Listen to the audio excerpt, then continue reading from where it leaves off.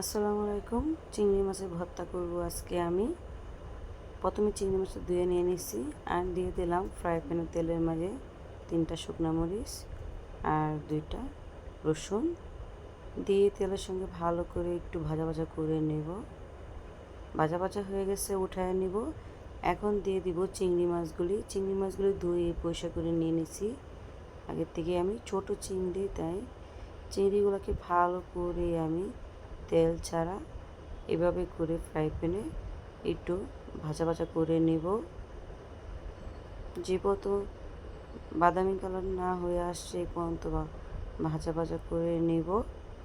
আর এভাবে কাঁচা চিংড়ি টাইলা ভর্তা বানাইতে ভর্তাটা অনেক স্বাদ হয়।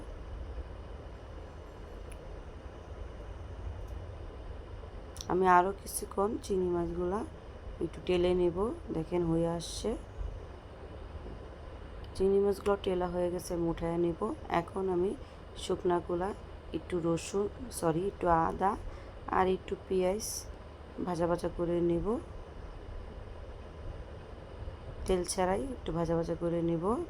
পেস্টও ভাজা হয়ে গেছে। এখন আমি সব কিছু কাটায় নিয়ে নিচ্ছি, রসুন এবং পরিমতো লবণ, পেঁয়াজ, মাছটা সব কিছু নিয়ে এখন ভালো করে আমি শিলপাটা বেটে নেব মিহিন করে।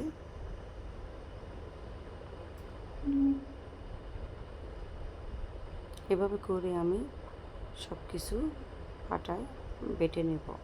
প্রথমে আমি শুকনো মরিচগুলো, পেঁয়াজগুলো বেটে নেব, তারপরে আমি চিংড়ি মাছগুলো বেটে নেব।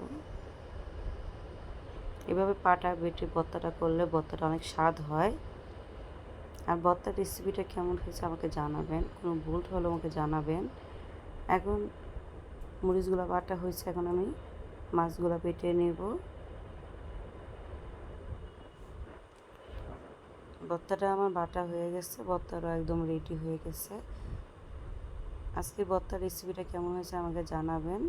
ভালো লাগলে লাইক এবং শেয়ার করে দিবেন। আসসালামু আলাইকুম, আল্লাহ হাফিজ। এভাবে পাটা বাইটা ভর্তা করলে ভর্তার অনেক স্বাদ হয়।